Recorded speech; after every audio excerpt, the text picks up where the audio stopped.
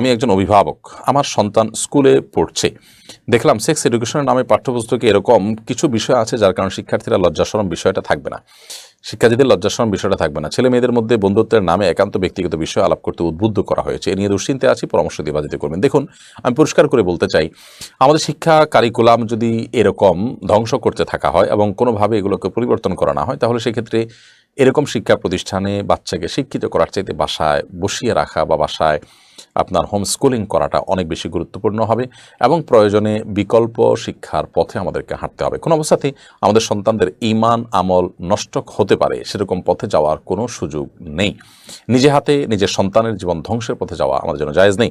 এবং আমাদের এই প্রিয় মাতৃভূমিকে যারা ধ্বংসের দ্বারপ্রান্তে নিয়ে যাচ্ছে, এই জায়গাটাতে আমাদের প্রত্যেকটা মানুষকে সোচ্চার হতে হবে, আন্দোলন করতে হবে এবং মুখ খুলতে হবে। আল্লাহ তাআলা আমাদেরকে এ ধরনের ভয়াবহ ষড়যন্ত্র থেকে আমাদের প্রজন্মকে হেফাজত করুন। বাবা মা হিসাবে আমাদেরকে দায়িত্বশীল ভূমিকা পালন করার তৌফিক দান করুন।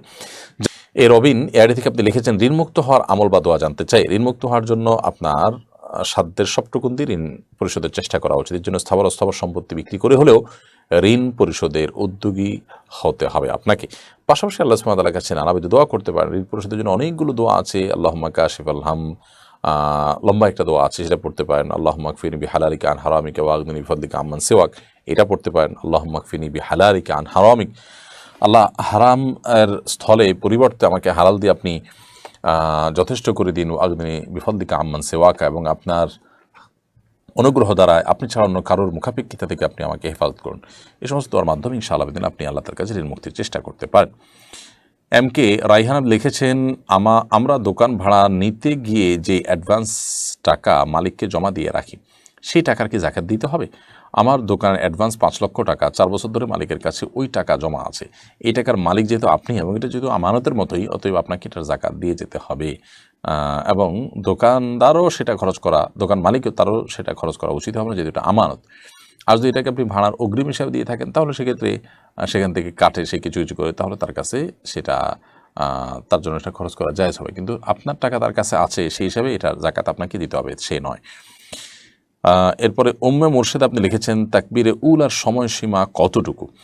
তাকবীরে উলার সময়সীমা নিয়ে ওলামা ইকরামের নানামুখী ব্যাখ্যা আছে, নানা রকমের মতভেদ আছে। অনেক ওলামা ইকরাম বলেছেন যে একেবারে সূরা ফাতিহা শুরু করার আগেই ইমামের সাথে যুক্ত হয়ে যাওয়া, এটাই তাকবীরে তাহরিমা। অনেকে বলেছেন সূরা ফাতিহার মধ্যে থাকলেই হবে, মূলত তাকবীরে উলা। আবার অনেকে বলেছেন যে রুকুতে যাওয়ার আগ পর্যন্ত আপনার শরীক হলে সেটাই তাকবীরে তাহরিমা হিসেবে গণ্য হবে। তো এই মতটি অধিকতর যৌক্তিক মনে হয় যে তাকবীরে তাহরিমা বা তাকবীরে উলা পাওয়া ধরা হবে যদি রুকুর আগে আগে যান। আর তাকবীরে উলার মধ্যে আপার ক্লাসের তাকবীরে উলা হবে একদম শুরুতে যদি আপনি যুক্ত হতে পারেন।